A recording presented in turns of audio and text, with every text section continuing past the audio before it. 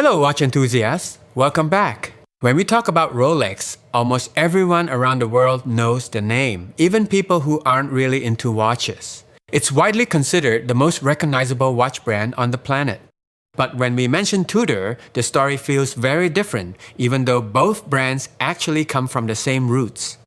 They were founded by the same person, produced in the same factory, and in the early days, Tudor even shared many components with Rolex cases, crowns, bracelets, and more. So if we're talking purely about manufacturing quality, Tudor has never really been far behind Rolex at all. The main difference historically came down to the movement, which raises an interesting question. Why was a watch brand with this level of quality overlooked for so long? To answer that, we need to look back at Tudor's history. The Tudor name was first registered in 1926 by a watch dealer named Veuve de Philippe Hutter. Yes, I'll spare you my French pronunciation and put the spelling on screen. Later, in 1936, the name was acquired by Hans Wilsdorf, the founder of Rolex. After Rolex started gaining strong recognition in the market, he had a clear vision: to create another watch brand that would be more affordable but still maintain high Swiss quality. One of Rolex's biggest breakthroughs at the time was the Oyster case, a waterproof case design that truly set Rolex apart from other watch brands.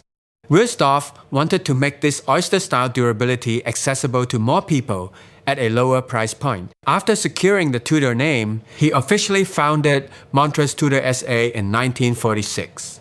Tudor watches were produced using the same cases, manufactured in the same factories as Rolex. That meant the production standards, machinery, and overall build quality were essentially identical. Let me give you a few key examples so you can clearly see what early Tudor was all about. In 1947, Tudor introduced the Tudor Oyster, sharing the same model name as the Rolex Oyster. The highlight was the waterproof Oyster case, which at that time was a major technical advantage over competing brands. Then, in 1954, Tudor released the Tudor Submariner, yes, using the exact same model name as the iconic Rolex Submariner. Vintage watch collectors know this very well. Today, Tudor Submariners regularly sell for well over $3,000, even though they originally sold for just a few hundred. Another extremely important model was the Tudor Oyster Prince, introduced in 1952. Early versions even featured Rolex-signed crowns, while using more affordable third-party movements running at 2.5 Hz.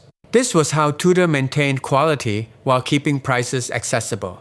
In the 1970s, Tudor expanded into chronographs. The most legendary example is the Tudor Monte Carlo, released in 1971, which has since become one of the brand's most collectible vintage pieces. However, after that period, Tudor's popularity gradually declined.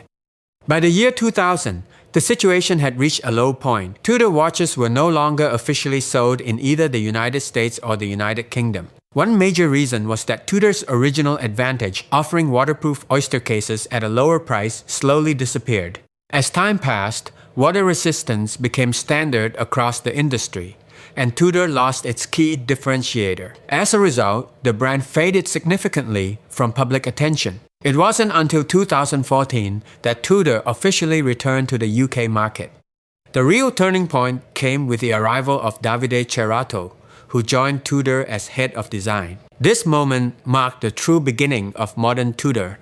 A major turning point came when Tudor began reworking its identity, bringing in modern design leadership and reconnecting with its own heritage. Instead of copying trends, Tudor started looking inward, revisiting its own iconic models from the past and reinterpreting them for today. In 2011, Tudor released the Heritage Advisor, a mechanical alarm watch inspired by the vintage Tudor Advisor Ref 7926. Then in 2012, everything changed with the launch of the Tudor Heritage Black Bay. The Black Bay drew inspiration from Tudor's legendary Submariners of the 1950s, featuring the burgundy bezel, snowflake hands, and vintage proportions. It was an instant hit. In 2013, the Black Bay won the Grand Prix d'Horlogerie de Genève, GPHG, and from that point on, Tudor was officially back on the global watch map. That same year, Tudor continued the momentum with the Heritage Chrono. Inspired by 1970s, Tudor chronographs like the Monte Carlo bold colors, blue and orange accents, pure vintage racing vibes. Then came another massive milestone in 2015. Tudor introduced its first in-house movement, the MT5621. This movement checked all the boxes enthusiasts care about. 70-hour power reserve, 4 Hz beat rate, silicon balance spring, free-sprung balance wheel, chronometer level performance. And then, in 2018, Tudor released what many consider a modern classic, the Black Bay 58. At 39mm, thinner and more vintage correct, it solved the biggest criticism of the original Black Bay size and thickness. It perfectly matched the growing demand for smaller, vintage-inspired watches, and its success was explosive. From that point on, Tudor became unstoppable. The Black Bay line turned into one of the most important collections in modern watchmaking. Tudor also pushed forward with models like the Heritage Chronograph, using an in-house movement co-developed with Breitling, based on the legendary B1 caliber, one of the finest automatic chronograph movements in production today. Offering that level of movement at Tudor's pricing made it one of the best value chronographs on the market.